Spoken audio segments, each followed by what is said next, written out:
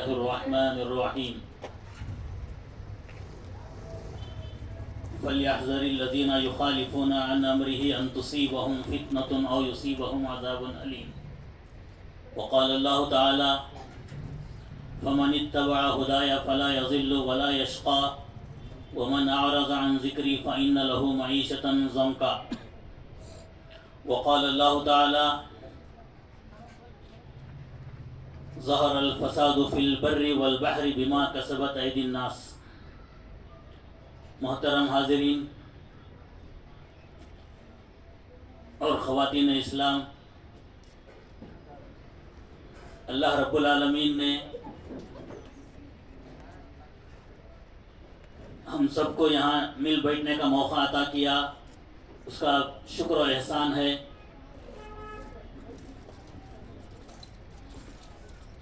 اللہ کے رسول صلی اللہ علیہ وسلم پر بے شمار درود و سلام ہوں، جنہوں نے اپنی امت کو صحیح راستہ بتا دیا، اچھے اور برے کی تمیز سکھائی، اور وہ سارے اسباب آپ نے بتا دیے جن سے انسان کو دنیا میں عزت، ترقی اور کامیابی حاصل ہوتی ہے، اور وہ چیزیں بھی بتا دیں جن کی وجہ سے انسان ناکام ہوتا ہے، نامراد ہوتا ہے اور ہر جگہ نقصان اٹھاتا ہے، دنیا میں بھی اور آخرت میں بھی. تو ہم ایمان والے ہیں، ہمارا ایمان اللہ کی ہر بات پر، اللہ کے رسول صلی اللہ علیہ وسلم کی ہر بات پر ہے، اور ہم یہ بھی مانتے ہیں کہ ہماری کامیابی انہی کی باتوں پر عمل کرنے میں ہے. تو جو عنوان یہاں بتایا گیا ہے، مسلمانوں کی رسوائی کے اسباب اور اس کا علاج. دنیا میں ایک دور ایسا گزرا کہ مسلمان ہر میدان میں ترقی کرتے تھے، ہر قسم کے علم کے میدان میں مسلمان سب سے آگے تھے، دوسری قومیں بہت پیچھے تھیں. یورپ کی ہسٹری، یورپ کی تاریخ اگر پڑھیں گے تو سب سے پہلے جو چیپٹر شروع ہوتا ہے وہ رینیسانس کے نام سے. رینیسانس کے معنی کیا ہے انگلش میں؟ نشأت ثانیہ. نشأت ثانیہ کے معنی کیا ہے؟ نیا جنم، نئی زندگی، ری برتھ کہتے ہیں اسے. ری برتھ یعنی نئی زندگی. تو یورپ والوں کے پاس علم نام کی کوئی چیز نہیں تھی. ان کو علم جو ملا، وعلیکم السلام، علم جو ان کو حاصل ہوا یورپ والوں کو، مسلمانوں کی طرف سے حاصل ہوا.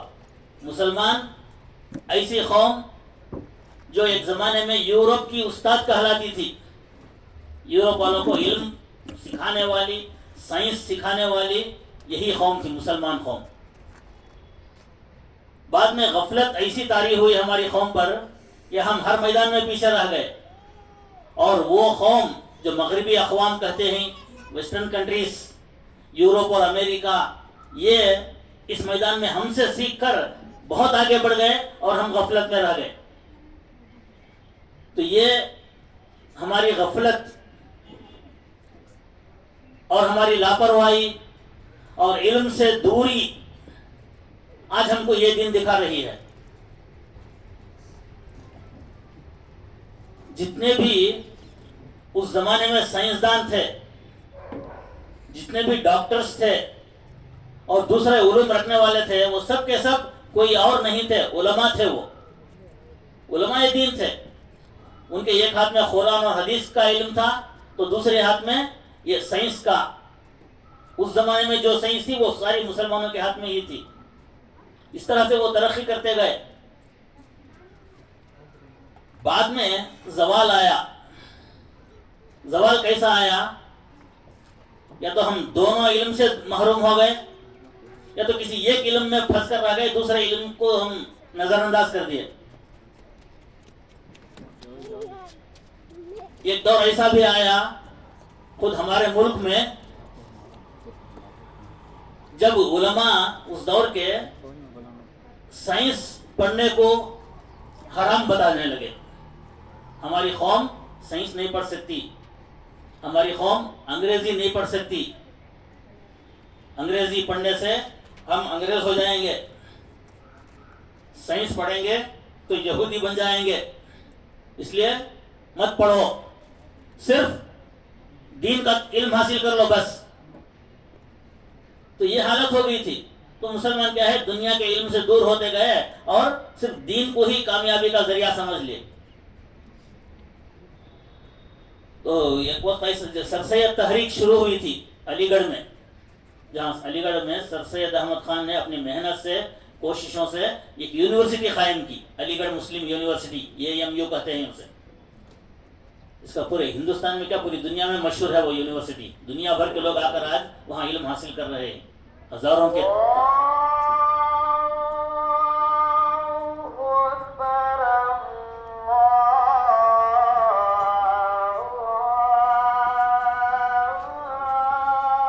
تعلیم کو حرام کہنے لگے، سائنس پڑھنے کو بھی ناجائز بتانے لگے، تو سر سید احمد خان تیار ہو گئے کہ نہیں، اس دنیا میں اگر عزت حاصل کرنا ہے ہماری قوم کو تو انگریزی سیکھنا پڑے گا، عصری علوم حاصل کرنا پڑے گا، سائنس اور ٹیکنالوجی میں آگے بڑھنا ہوگا، حساب کے میدان میں آگے بڑھنا ہوگا۔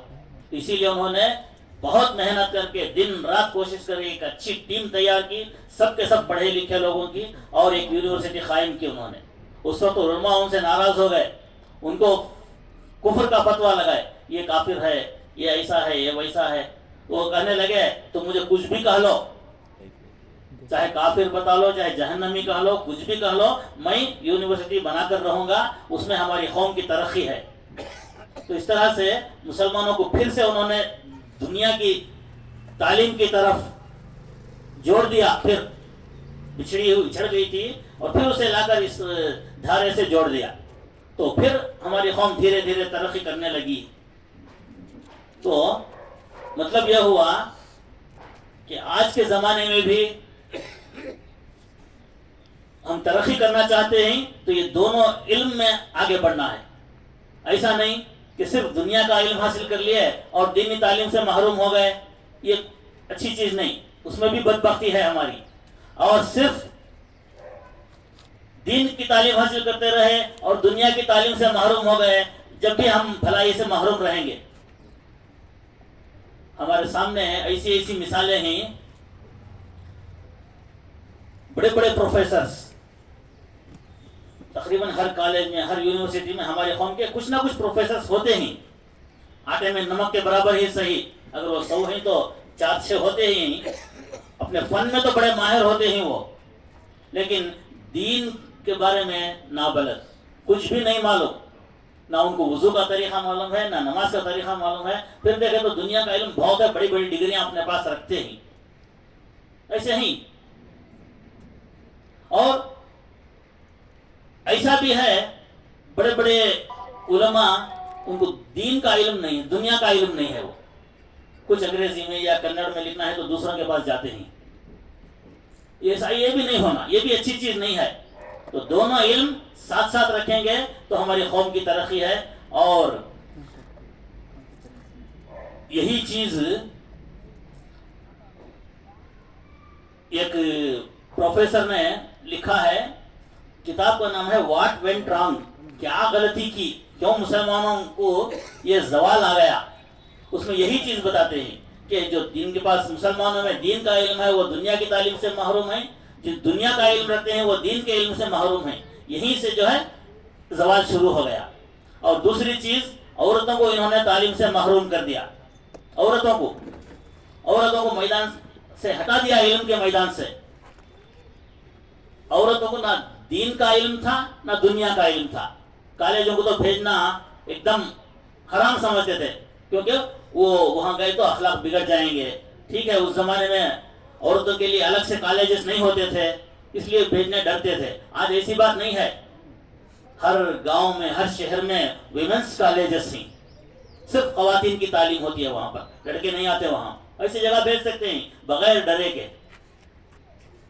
اور آج ایسا ہے بہت سارے عربی مدارس بھی لڑکیوں کے لیے کھل گئے ہیں. پہلے کہاں تھے مدارس؟ اس لیے عورتیں تعلیم سے محروم ہو جاتی تھیں. نہ اسکولوں کو بھیجتے, نہ کالجوں کو بھیجتے, نہ مدرسے تو تھے ہی نہیں. اس طرح سے ہماری عورتیں علم سے پوری طرح محروم ہو گئی. ایک زمانہ, لمبا زمانہ گزر گیا علم سے محروم رہ کر. پھر کام کیا ہوتا تھا؟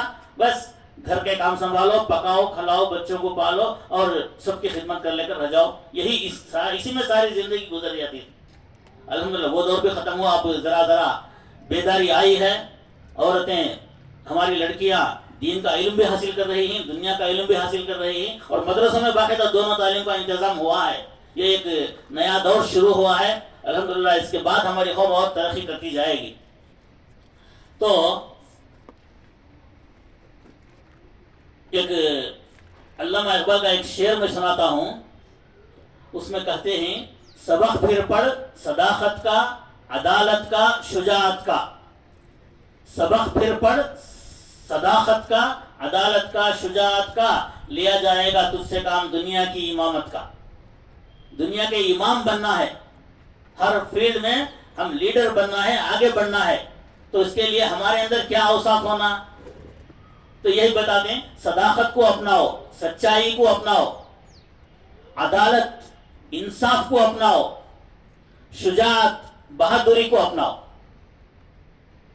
سچائی, انصاف اور بہادری, یہ تین چیزیں اگر آ گئی ہماری قوم کے اندر تو ہم ذلت سے, رسوائی سے آزاد ہو جائیں گے.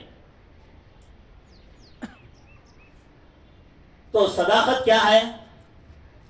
حق, سچائی کو قبول کرنا, سچ بولنا بھی اور سچ کو قبول کرنے کی صلاحیت بھی پیدا کرنا. عام طور پر جھوٹ بہت جلدی پھیلتا ہے, جیسے شرک بھی بہت جلدی پھیلتا ہے. توحید حقیقت ہے اور وہ جلدی نہیں پھیلتی. جھوٹ شرک ہے نہ جھوٹ ہے, بہت جلدی پھیلتا ہے. قرآن میں بھی اس کی طرف اشارہ ہے, اذا دعی اللہ وحدہ کفرتم. لوگوں کی حالت یہ ہے کہ جب دعی اللہ وحدہ کفرتم, ایک اللہ کی طرف بلایا جاتا ہے لوگوں کو تو انکار کر دیتے ہیں, جلدی قبول نہیں کرتے. وَإِن يُشْرَكْ بِهِ تُؤْمِنُوا, شرک کی بات کی جاتی ہے فوراً مان لیتے ہیں, فوراً ایمان لے لاتے ہیں. تو مطلب یہ ہوا کہ توحید کو قبول کرنا لوگوں کے لیے بہت مشکل کام ہے, اور شرک کو قبول کرنا بہت آسان ہے, بہت جلدی اس کے دھوکے میں آ جاتے ہیں. تو یہ اسی طرح ہے, جھوٹ بہت جلدی قبول کر لیتے ہیں, سچ کو بہت جلدی ٹھکرا دیتے ہیں لوگ. تو یہ چیز بھی ہے نا, اچھی چیز نہیں ہے, اس سے بھی بچنا بہت ضروری ہے. اور دوسری چیز عدالت, انصاف. انصاف, حقدار کو اس کا حق دینا, حق سے محروم کر دینا, یہ عدل کے خلاف, یعنی ظلم ہے یہ. اسی لیے شرک کو بھی ظلم کہا گیا, ان الشرک لظلم عظیم. کیونکہ اللہ تعالیٰ ہم سب کو سب کچھ دے رہا ہے, ہر قسم کی نعمت جو ہم کو مل رہی ہے اللہ کی طرف سے مل رہی ہے. اب اس کا شکر کرنے کے بجائے کسی اور کا گن گائیں, کسی اور کے درگاہ پر جا کر ہم سر جھکائیں, یہی شرک ہے. تو یہ اللہ کے ساتھ احسان فراموشی, ناشکری ہے, اس سے بچنے کی تاکید کی گئی ہے. اور پھر یہ عدالت انصاف کے خلاف چیز ہے. یہ کھائیں اللہ کا اور ہم سجدہ کریں کسی اور کو, اس سے بڑا ظلم اور کیا ہو سکتا ہے. تو جو آیت میں نے پڑھی تھی اس کے مختصر اس کا ترجمہ سنا کر میں اپنی بات ختم کرتا ہوں. سورہ طٰہٰ کی آیت تھی, فَمَنِ اتَّبَعَ هُدَايَ فَلَا يَضِلُّ وَلَا يَشْقَىٰ. جو آدمی میری ہدایت کی پیروی کرے گا, اللہ کا فرمان ہے یہ, میری ہدایت کی باتوں کو جو مانے گا, فَلَا يَضِلُّ وَلَا يَشْقَىٰ, وہ نہ گمراہ ہوگا اور نہ کبھی بدبختی اس کے اوپر طاری ہوگی. کبھی وہ بدبختی کا شکار نہیں ہوتا, کبھی اس پر کوئی آفت نہیں آتی, کوئی مصیبت نہیں آتی, بشرطے کہ اللہ کی ہدایتوں کو مانے ہم. وَمَنْ أَعْرَضَ عَنْ ذِكْرِي فَإِنَّ لَهُ مَعِيشَةً ضَنكًا. جو اس سے اعراض کرے گا, اللہ کے احکام سے روگردانی کرے گا, اس کے لیے زندگی تنگ ہو جائے گی.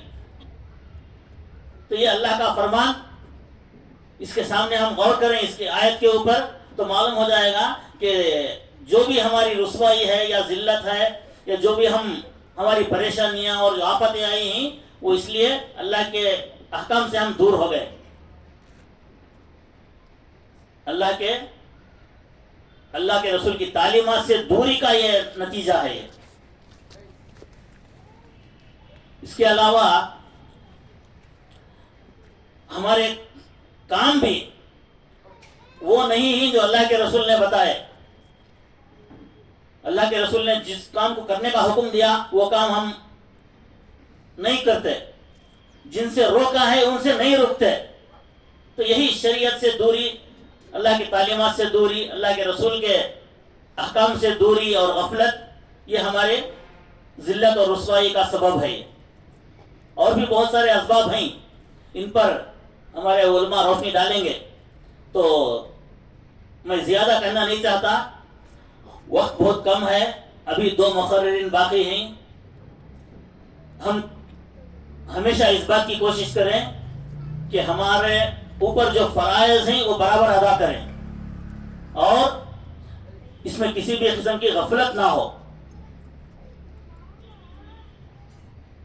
جو حکم ہے فوراً اس پر عمل کر لینا. ہمارے لیے نمونہ ہے صحابہ کرام رضوان اللہ علیہم اجمعین کا. اللہ کا حکم یا اللہ کے رسول کا حکم ہوتا فوراً عمل کر لیتے، اس میں تاخیر بھی نہیں کرتے. ایک بار اللہ کے رسول صلی اللہ علیہ وسلم نے عورتوں کی جماعت سے مخاطب ہو کر فرمایا تھا، علیکن بحافات الطریق، اے عورتوں جب تم راستے میں چلو تو درمیان راستے سے نہیں چلنا، وہ مردوں کے لیے چھوڑ دو اور تم راستے کے کنارے سے چلو. عورتوں کے لیے بتایا گیا جیسے یہاں فٹ پاتھ ہوتا ہے اس طریق وہ جگہ پر چلو کنارے. تو ان عورتوں پر اتنا جلدی اثر ہو جاتا تھا کہ دیکھنے والے صحابہ کہتے ہیں حتیٰ ان